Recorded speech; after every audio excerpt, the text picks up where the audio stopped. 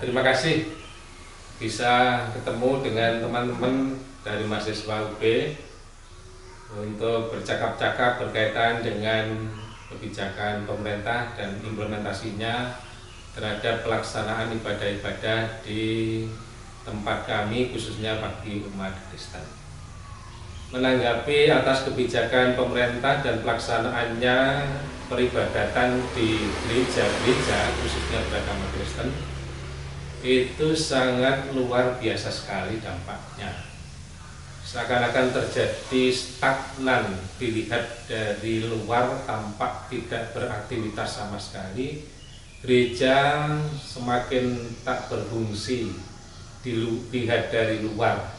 Pintu tertutup, jendela tidak pernah terbuka, tidak pernah dikunjungi oleh warga jemaat.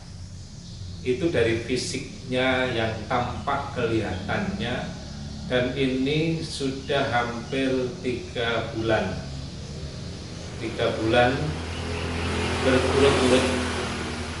Pasti secara moral, secara spiritual pun juga akan mempunyai dampak tersendiri.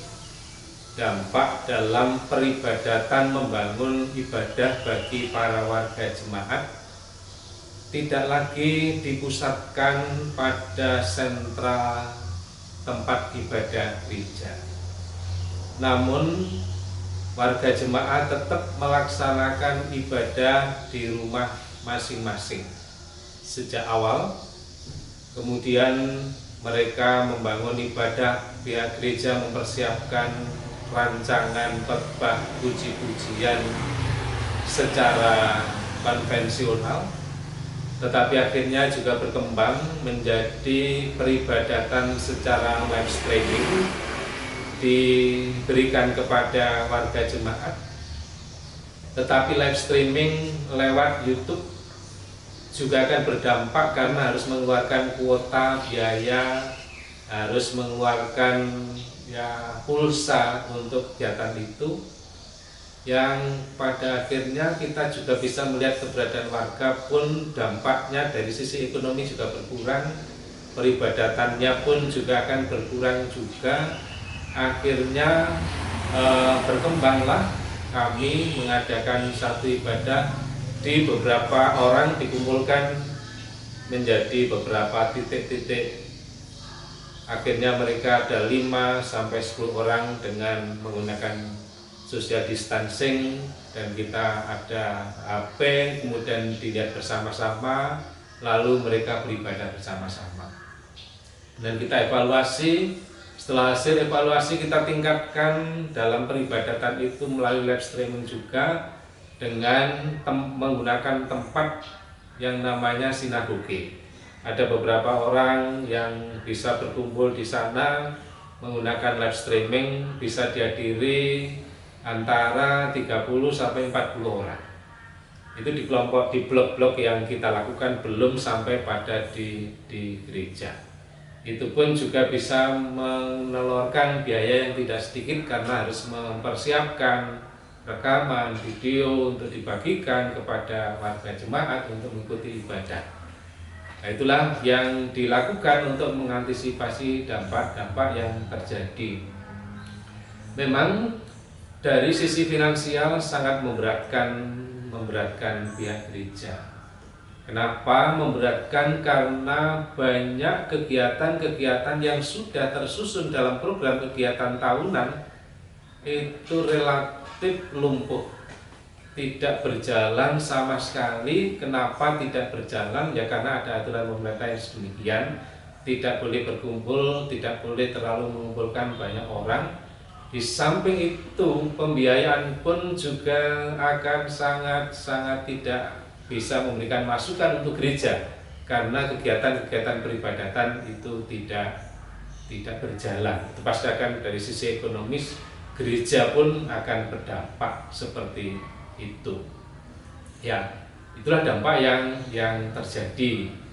Nah, upaya yang sedang dilakukan, kita akan merujuk pada kebijakan pemerintah pusat melalui Menteri Agama kemudian Menteri Agama diberikan lagi kepada sinode, dan sinode Gereja Kristen Jawa Wetan sudah mengeluarkan sikap yang sudah dikeluarkan adalah bahwa pihak gereja sudah bisa memulai melaksanakan ibadah, tetapi dengan protokol yang sudah ditetapkan oleh pemerintah itu harus diikuti. Ya, yang menjadi persoalan bagi kami adalah ketika protokol itu diterapkan khususnya bagi warga yang sudah tua. Dalam salah satu klausul protokolnya menyebutkan bila ada warga jemaatnya yang beribadah ketika termometernya itu lebih dari 38 itu tidak diperkenankan untuk masuk dan dibawa diperiksakan ke rumah sakit. Padahal warga jemaat yang tua itu justru memiliki sebuah kerinduan yang amat untuk beribadah, membangun relasinya dengan Tuhan itu justru semakin banyak. Dan apakah mungkin kita akan menolak bagi warga yang punya kerinduan untuk beribadah, menjalin relasinya dengan Tuhan hanya karena nilai dari hasil pemeriksaannya termometernya itu tinggi? Itu kendala. Kemudian juga anak-anak yang sangat memerlukan pertumbuhan iman mereka dalam menghayati atas kehadiran Tuhan dalam peribadatan, mereka pun juga tidak dikenan untuk membangun ibadah bersama-sama. Itulah kesulitan-kesulitan yang sedang kami hadapi dan sedang kami godok. Bukan berarti kesulitan itu tidak akan mampu untuk menyelesaikan sebuah persoalan yang kami hadapi, tidak, tetapi kami berupaya. Rencana plan kami nanti ketika ibadah berlangsung di gereja akan ditempatkan, ketika ada warga jemaatnya yang nilai termometernya itu, suhu badannya itu lebih dari 38 derajat Celcius, akan dikelompokkan menjadi satu kelompok sendiri, akan dilayani peribadatannya yang berbeda dengan orang yang sehat. Itu upaya-upaya yang akan dilakukannya. Ya, tentu penggunaan APD dalam protokol itu memang sangat diperlukan. Kami sudah siap. Bantuan dari pemerintah ada 2, yaitu tempat untuk cuci tangan sudah diterimakan kepada kami melalui gereja. Kemudian kami secara mandiri pun juga mempersiapkan tentang tempat cuci, ada kurang lebih 15 tempat untuk cuci tangan sebelum masuk di dalam gereja, itu sudah siap lah. Tinggal kita mempersiapkan termogannya untuk warga jemaat yang mau datang. Ya, dampak yang lain adalah dengan adanya COVID-19 ini justru pekerjaan pelayanan yang kami lakukan semakin bertambah. Bertambahnya bukan hanya kita memikirkan persoalan bagaimana mempersiapkan warga jemaat dalam beribadah, tetapi dampak secara psikologis terhadap warga jemaat yang terdampak COVID-19. Mereka secara psikologis akan dihindari dan dijauhi oleh teman tetangganya yang lain ketika dia melakukan isolasi mandiri di rumah. Dan pekerjaan tambahannya adalah memberikan pastoral kepada mereka yang terdampak dan juga memberikan pemahaman kepada warga di sekitarnya supaya bisa menerima apa adanya orang-orang yang sedang terdampak. Jadi semakin bertambah pekerjaan yang dilakukan, yang dilayani oleh gereja terhadap warga jemaat, dan semakin berat tentunya bagi kami.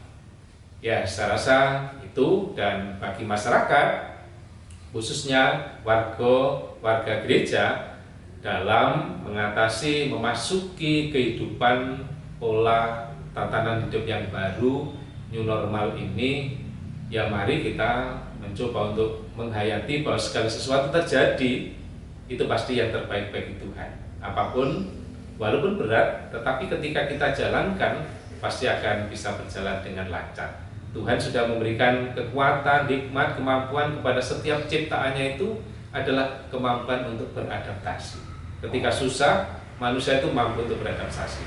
Ketika bahagia, manusia itu pun juga mampu untuk beradaptasi. Dan itulah yang perlu kita petik dalam sebuah peristiwa yang terjadi dengan adanya COVID-19. Saya rasa begitu.